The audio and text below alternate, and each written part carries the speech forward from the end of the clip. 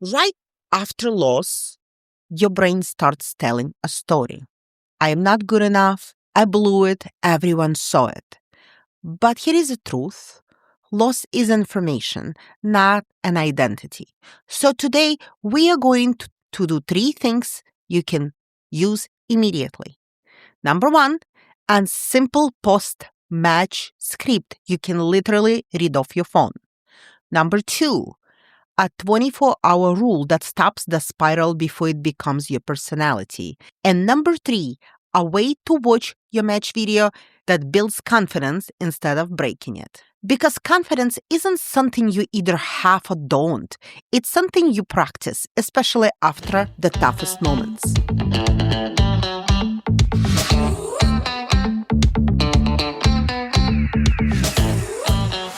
Hi, everyone, and welcome back to the Illinois Girls Wrestling Podcast, the show that strives to create a supportive community for Illinois girls wrestling through storytelling and expert insights so that athletes, coaches, and families feel connected and empowered. Can this podcast be helpful for boys? Absolutely, because we are sharing a lot of great information about wrestling that anyone can learn from. But we also want to give girls and their families a space they call their own. Let's normalize something. Losing hurts, even when you know it's part of the sport, and it still hits. And the hardest part isn't the score, it's the meaning we attach to it. A match has a result. Your brain tries to turn it into a statement about your worth. So today we are separating those two things, match result and what your brain tells you about you. Let's start with some terminology. Result is what happened on a scoreboard. Reality is what skills showed up, what didn't, and what you can train next. Identity, who you are, hardworking, brave enough to compete, and still growing. If you remember nothing else, just think this. You cannot be disappointed and still be confident. Those things cannot coexist in the same body. So you went on the mat, you gave it your all, and you lost. What's next? Well, here is a 30-second athlete script which you can literally read to yourself. Here is the script for the moment you step off the mat. It's short on purpose. You're not ready for a lecture. Your nervous system is still in threat mode. Say this to yourself out loud if you can. Number one, I'm safe. I'm okay. Number two, that was a hard moment. It does not define me. Number three, what's one thing I did well? Number four, what's one thing I'll work on next? Number five, now breathe and reset. That's it. Not 10 things, not a whole essay about how you always do this, just one win, one next step. Confidence loves clarity. And if you're too emotional to do even that, use 3 words. Breathe, learn, next. That's it. That's the full plan. Now I'm gonna talk to parents for a second. This is huge. After a loss, your athlete is looking at you, and they are looking for a verdict. Even loving parents accidentally communicate, I'm disappointed in you. So here is a script that protects confidence while still respecting the moment. Pick 1 or 2, not all.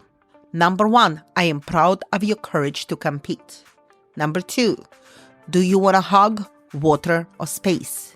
Number 3, we don't have to talk about the match right now. Number 4, when you're ready later, I'd love to hear what you learned. And number 5, I'm on your team, always. Notice what's missing. Coaching, replaying, analyzing in heat. Save that for later. Now for the coaches. Coaches, your words carry weight. Here is a quick framework that keeps it productive. Number 1, I'm with you. Number 2, one thing you did well is. Number 3, one adjustment for next time is. Number 4, we'll clean it up in practice. That last line matters. We'll clean it up. It communicates that it's fixable. Here are a few things that we don't want to say. What were you thinking? You always do this. You should have won that. Swap them with something like, what did you notice? What's pattern we're working on? What's the next controllable step?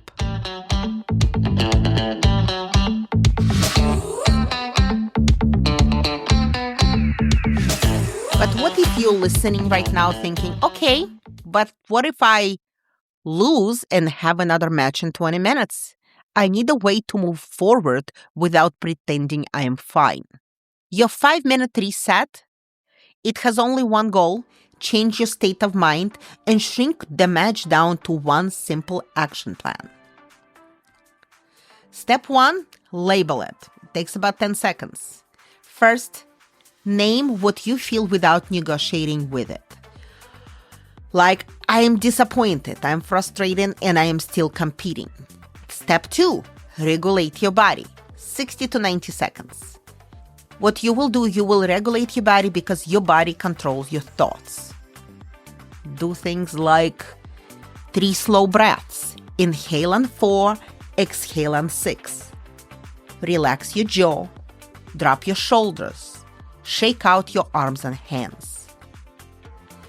Breathe out longer than you breathe in. Believe it or not, this is the fast way to stop the panic brain. Step 3, 1 win, 1 fix. That takes about 30 seconds. Now you get exactly 2 sentences, not 10. 1 win, I did blank well. 1 fix. Next match, I am focusing on blank. Here is what's important. Your fix must be a controllable action, not an outcome. Not I am going to win. Things like first contact, hands first, or head position, or wrist control. Step 4 takes about 10 seconds and it's a scoreboard amnesia. This is the mindset switch. New match, new start. I don't bring the last scoreboard into the next match. Step 5, pre-plan your first exchange. 30 seconds. Confidence spikes when you know your first 10 seconds. Pick one simple plan. Maybe it is I am winning hand fight first. Maybe it's I am taking the center. Maybe it is I'm getting to my best tie. Maybe it is I am moving my feet immediately. You know what you're best at, just pick something. Here is what not to do between matches. These 3 things, they are not your friend. Number 1, rewatching the loss on your phone. Number 2, asking 5 people about what you did wrong. Number 3, trying to fix everything in the hallway. Between matches, you do not need a full diagnosis. You need one cue. For coaches, keep it short and specific. Eyes up, we're good. Or one thing you did well. Or one focus for next match is. Or your first seconds, you will. If you give 3 corrections, your athlete hears 0. 1 cue wins. For my parents, your job is emotional safety, not strategy. You are your kid's best cheerleader. So just let the coach do the coaching thing. And athletes, if you start thinking, I cannot come back from that, and when your brain is just not your friend, answer with this. I don't need to feel confident to wrestle confidently. I just need my next action. That's your same-day tournament reset. Regulate your body, 1 win, 1 fix in a first exchange plan. Then, when the tournament is over and you're back in a calmer headspace, that's when we watch the video, review, and think what we can learn from it.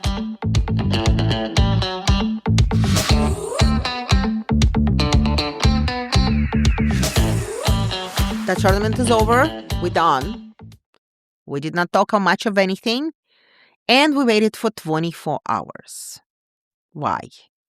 The 24 hours is simple. For the first 24 hours after loss, we do not make identity statements or big decisions. No, I'm done. No, I'm terrible. No, I'll never be good. You can be upset. You can cry. You can be frustrated. That's being human. But we don't turn it into a life sentence. We can break the next 24 hours into 3 different phases. First hour, we're regulating, drinking water, eating something small if we can. We shower, change clothes, move our body lightly. We are practicing box breathing. Inhale on 4, hold 4, exhale on 4, hold 4, and repeat 3 to 5 times. Phase 2, same day, recovery. Do something normal. Music, friends, funny video, nap. If you talk about the match, keep it to the facts, not judgments. Phase 3, next day. Reflect. 10 minutes only. Timer on. Write 2 lists. Keep going. That's the things that worked. Train next. 1 or 2 priorities. That's the goal. Feel your feelings, then turn the page. Here is a one-liner to repeat when your brain replays the loss at 2 a.m. I can learn from this without living it. You will eventually want to look at the video. So, how can we look through this video without spiraling? It's called a 3-pass method. Your match video is either a tool or a weapon you use against yourself. Let's use it as a tool. Rule number 1, don't watch the film the same day, unless it's required immediately. If you can, wait until the next day. Your brain will be less reactive and you'll actually see what happened. Rule number 2, watch with a pen and goal, not with the mood. Before you press play, write the goal at the top of the page. Find 1 to 2 strategies, targets, and 2 confidence builders. If your goal is to prove that I'm bad, congratulations, your brain will succeed. So you're gonna watch it 3 times. You watch it the first time, no pausing or rewinding. You're gonna watch it like you are announcing it for someone else. So again, no pausing, no rewinding, no judging, just facts. Color tie, shot attempt, scrambled, out of bounds. And a second time, when you watch the video, pay attention to 2 things that worked. Those, your confidence builders. First 2 things you did well, even in a loss. Here are a few examples. My stance stayed solid early. I hand fought hard. I got to my setup. I fought off my back. I kept wrestling the whole time. Write 2 strengths and where they showed up. You can even put the timestamp or the situation. Time to watch the video for the 3rd time. We are looking for 1 adjustment that becomes 1 drill. Not 5, not 12, 1. Let's go over it. Here is a situation. When I get to an underhook problem, I stop my feet and get squared. Adjustment. Keep my head position and circle to the angle. Drill. 3 reps each side, underhook pummel, 2 angle step, and finish. Why are we doing this? We're trying to build our confidence. What we are doing, we are turning our mistake into a plan. Here is also a stop spiraling checklist for you. If you start spiraling, pause and check. Am I using words like always and never? Am I attacking my character instead of my skills? Did I already pick my 1 adjustment and am I still punishing myself? If yes, close the laptop. You're done for the day.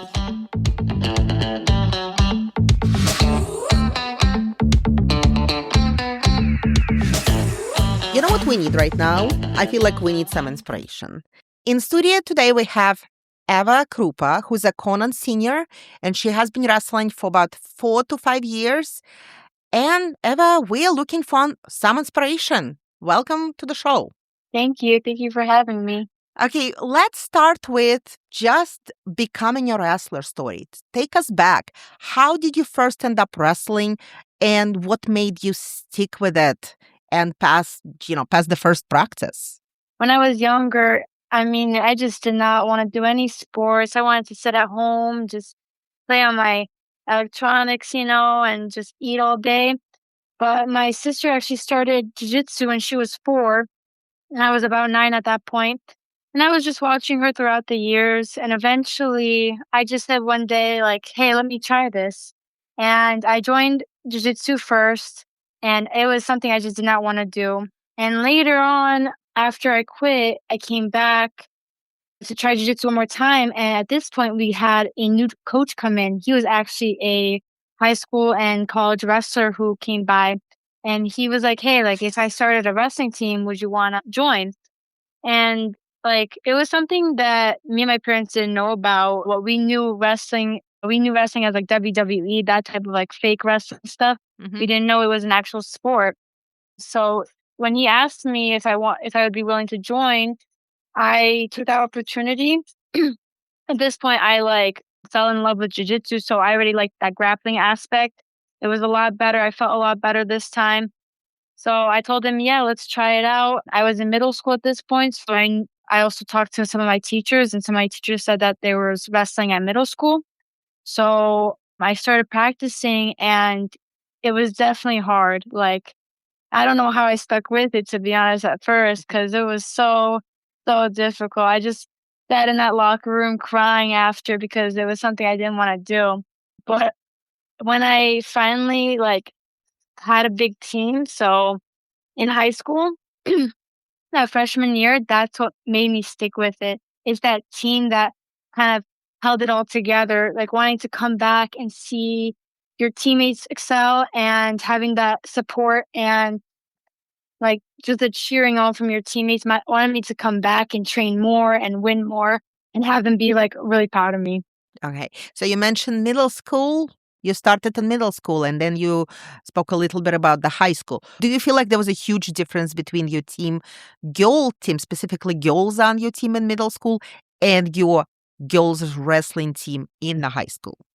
Yeah, there was a huge difference. There was, like, I think only 4 other girls with me in middle school. This was also a year after, like, all the hybrid learning ended for, COVID.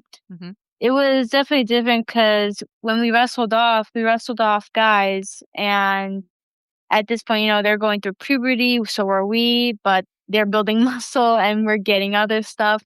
So, it was definitely on the harder side, and having that small group of girls with guys who just didn't really care, who just wanted to, like, be in a manly sport, it was definitely a lot different, and I kind of felt alone. I was also on the bigger side at this point, so I was stuck with the practices with the guys because the smaller people, which a lot of the girls ended up in, went, to, like, a separate type of practice at middle school, so I felt very alone.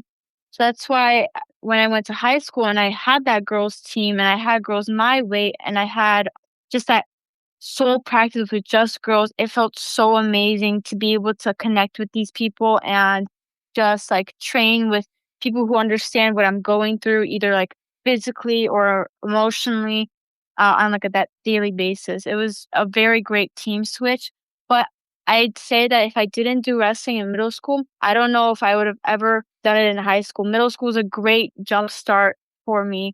It showed me what it could be and what I could do in the future for myself. Well, let's continue talking about your Conant wrestling team. How do you guys support each other on a team? What does a good team culture you feel looks like, especially on the hard days when you really do need to support each other?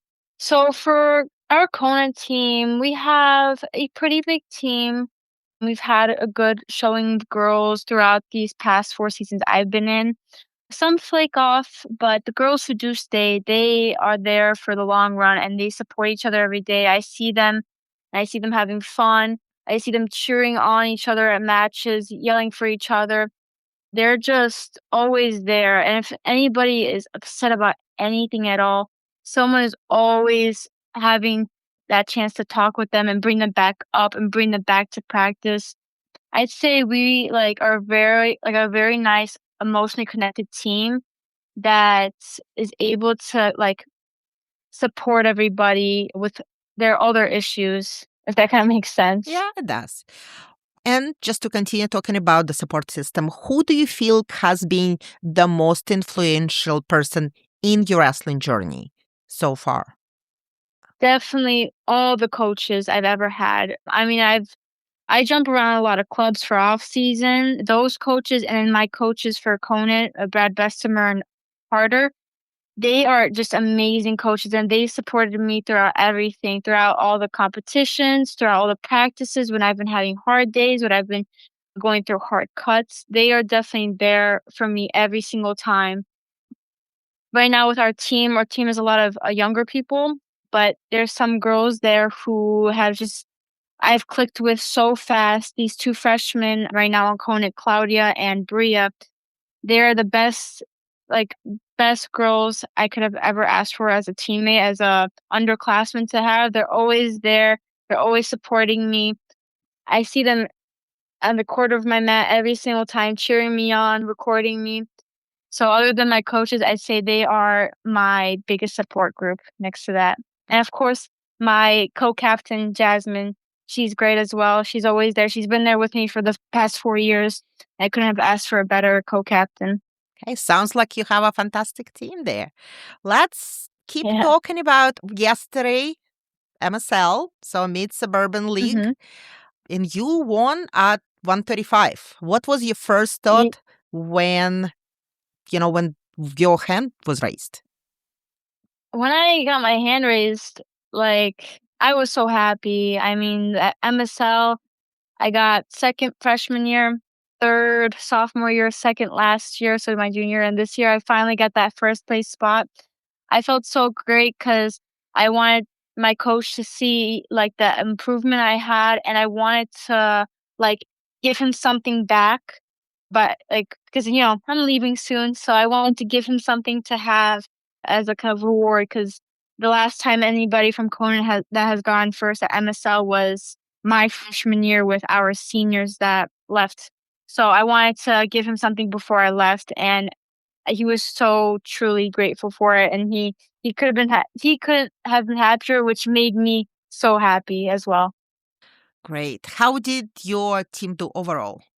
We actually did pretty good. We got 2nd place as a team, and like I said, we're like a lot of our girls are newer, a lot of freshmen, a lot of like sophomores who just wanted to come in and join wrestling. So as a fresher team this year, we did really, really well. We had 4 finalists, 3 champs. I think this is the best we've done the past 4 years. Okay, let's go back to your last match. Did you go for all 3 periods in your finals? Yes, I did go all 3 periods in my final. So, what did you do between the periods to stay locked in? You only have, I don't know, 30 seconds between one period and the other period in the next period. How do you stay locked in? I just think about just wanting to finish up that match using the techniques I know. I kind of like run through the practice that week in my head and think about all those like techniques I've done, I've trained multiple times. It's for every match. I just stay calm, stay composed, look at my coach if he has anything to say to me as well. If he's seeing something that I'm not seeing, try to think about my moves. That's pretty much it. I don't think about anything else. I'm not trying to think like, "Oh, this girl's super strong." I don't think about any of that stuff until after the match. In the match, between these periods, I'm thinking of only my techniques, what my coach is seeing, and my breathing. That's definitely the biggest thing, my breathing. Especially now after, coming back from injury, my stamina is still getting rebuilt, so I need to practice that calmness and that breathing so that I don't tire myself out just by puffing and puffing in between the periods. What is one thing that people don't see?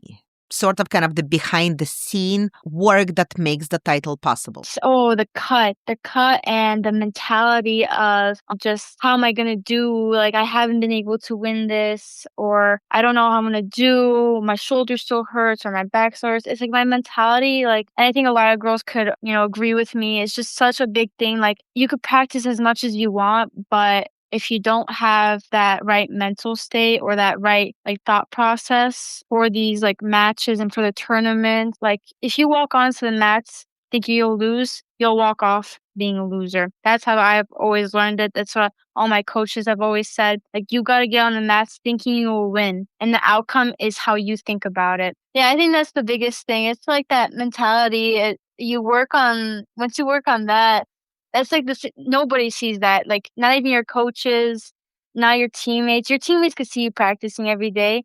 They're seeing that every day. Your coaches are seeing you practice every day, but no one is seeing the work you put in mentally to, like, make sure you are always ready and always confident in what you're gonna do. Now let's talk about confidence after loss. Is there a loss that you remember? And did that loss teach you anything? The most recent loss I had at Hoffman Estates in my semifinals with Bella from Honningen, I just was thinking of what I should have done differently if I just stepped off to the side on top. Could I have pinned her? I just think of that. I don't think, oh, my loss was because of me not eating well, or I lost because my coach wasn't coaching me.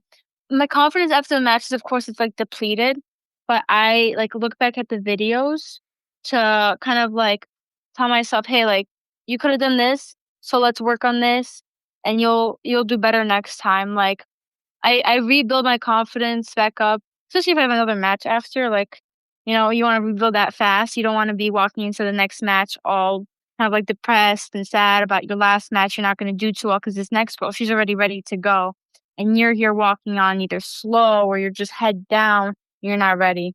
What do you do after a tough loss? How do you reset yourself? You might have an hour or you might have 20 minutes before the next match. So, what do you do to get yourself back, head high and walk on the mat ready to go? Me personally, I go up to my coach right away after the match, ask him, like, "Hey, what did I do? Or what should I have done differently?" Or he'll tell me right away, like, "Hey, like, you should have done this," or "That was a tough one, but you had this opening." After that, I go talk to my dad right away. He's always there supporting me. So I talk to him right after. He tells me, like, what he saw from his point of view, asking me if I could have done this, say, like, if you did this would have been different. So I definitely talk a lot after my matches with the supporting people who I have, and then I walk it off. Even though that sounds kind of That's it. like self-explanatory, yeah. Yeah. I literally just walk it off. Yeah. Huh? And It's the best thing you could do. I'd say so. Let's say, you had a bad match, the tournament or duel, it's over. So what do you do to just be mentally healthy? Sleep, food, friends? Oh my goodness, food, definitely. Like, I love to eat. It definitely brings my mood up. I'll forget about a match if I'm eating. So it's always nice after a good cut and after the tournament, after a tough loss, like say in the finals or something, and getting that food is just the best thing ever. You'll definitely forget about it. But that with refueling your body with the food and the drinks, and then I'd say like listening to music or just talking with either my friends or my boyfriend after, like it just makes me like feel better. It makes me go back into like that normal mindset of just like, hey, it's another day, move on. Like next day, I have a free day before having school on Monday.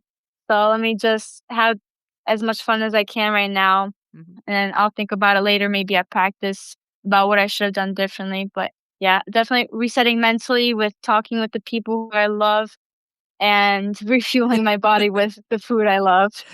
Okay, you mentioned coaches and how much you love their support. So can you think of something a coach said to you after a loss that you were just this was gold? I'm taking this anywhere I go. This past one like I said, that most recent loss I had with, Bella at Hoffman, my coach just told me, like, that was just a tough one that I fought through, that I, like, actually wrestled in, because the week previously, he saw how kinda balled up I was, protecting my shoulder still and not giving 100%. He told me that this match is what I needed, and I am back I'm back at that peak that I was hitting right before I got injured, and that's what stuck with me right now because it helped me mentally. It helped me, like, regain all my confidence from finally, like, coming back. I definitely, like, saw what he meant when I wasn't wrestling my best after my injury. I was protecting and I was going slower, and I wasn't hitting any of my original techniques that I was practicing.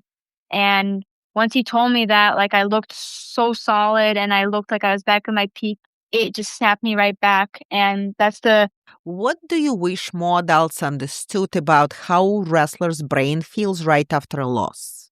I wish they would understand that, like, even if maybe we're not crying or throwing it, like, or screaming or crying, like, any of that stuff, like, we're still upset deep down.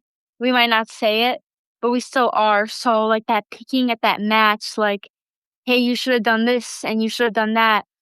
I wish they could see, or I wish they would know kind of like, "Hey, like, maybe I shouldn't say it right now. Maybe let me replay that video with her, and we'll watch through and I'll ask, 'Hey, could you have done this? Could you have done that?'"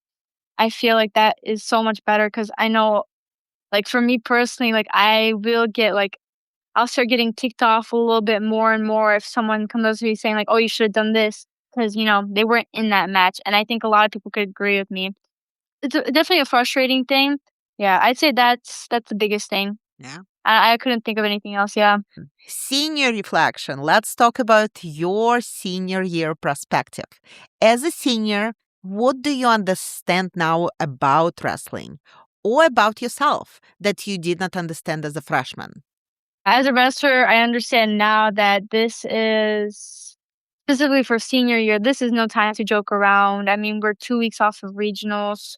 It's just time to work, and I wish that my freshman year, this was when it was no regionals, just sectionals. I wish I worked hard. I wish I let off of working sooner because I had a job at that point, so I would go from practice to my job. I wish I just focused straight on wrestling, and maybe I could have gone farther than I did at that point, and that's what I'm doing now. I learned my lesson.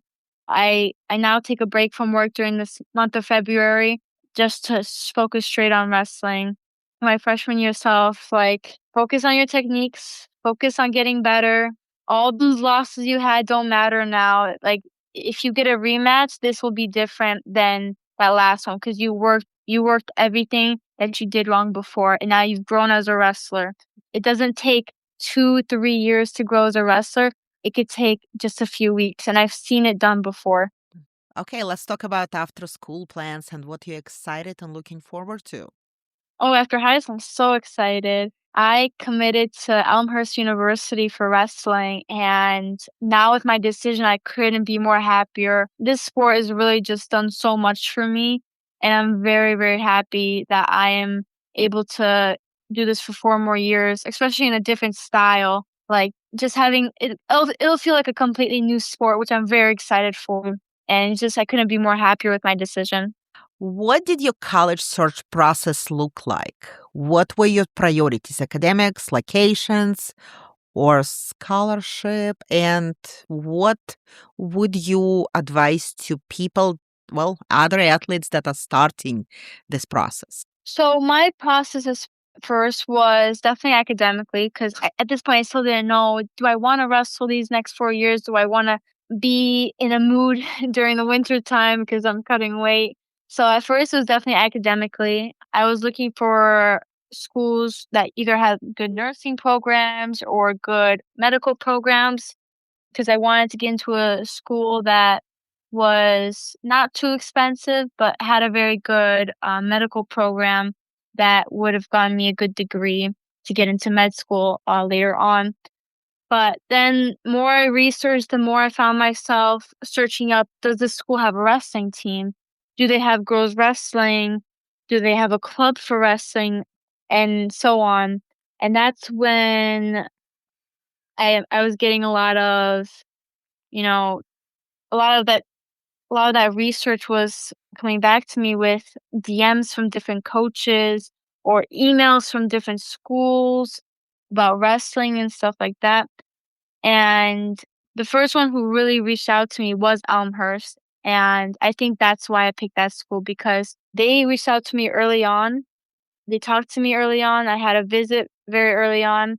These schools that were reaching out early, or I was looking at them and reaching out to them early, you don't need to be some national champ to, like, be asked, "Hey, like, are you looking to pursue another 4 years in this? Are you looking to extend your wrestling, like, career?"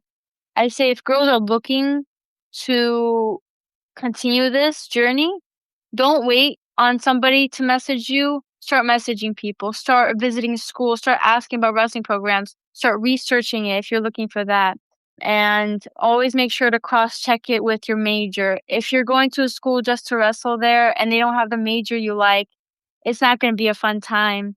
You might have to transfer schools to go get another major and it'll be a complete mess. So definitely like research academically and then look for wrestling later on. Okay, well, we have a few more questions to wrap up this interview, and they are very quick and don't require much of Okay. thinking. What's your favorite warm-up song? Oh, my favorite warm up song, probably either a song by my coach's brother's band or my coach's daughter's band. Any of their music is great. But if I'm looking for something more mainstream, definitely any song from Deftones or some of that rock wrestling type of music. Any of those great warm ups. What's your go-to post-tournament meal? Ooh, anything that has a lot of carbs. I love Taco Bell. Oh, I always have that after. And if I can't get my hands on that, I'll definitely have some pasta at home. Best advice you've ever gotten in wrestling? To keep my head up. That's like the best thing I ever gotten because it's so versatile. Hey, keep your head up during a match. Wherever your head goes, your body follows. Keep your head up after a loss. Like you'll get them next time. Like it's a phrase that could go with anything, and it's definitely like just something I'll always have engraved in the back of my head. Like just keeping your head up with everything. It's the best advice I've ever gotten. If you could instantly master one skill this off-season, what would that be? Specifically because I'm going into freestyle for college, a suplex. A suplex would be great. If I could get that, I'd be so happy if I could master that. Pre-match ritual. Are you a quiet focus type or a hype person or somewhere in between? My pre-match rituals, oh my goodness. You could ask my team. I'm so superstitious with a lot of things. I definitely have to get a couple sips of my Red Bull. Always the original flavor, always have to be. And then I just put my headphones on and I pace back and forth and I do my little jumps. Some sort in the middle. Sometimes I'll be standing around, but I definitely won't be like super hyper and jumping off the walls. Okay, well, thank you so much. This has been a fantastic interview and hopefully a great mood lifter for somebody who was looking for the inspiration. And thank you so much. Hopefully. Thank you so much. Hope Thank you. Yes, thank you so much for having me. I will love to come back on and, talk about that college stuff because I know a lot of girls will be wondering about that. Definitely the underclassmen or that class that's coming in finally growing that sport that we wanted to when I first started.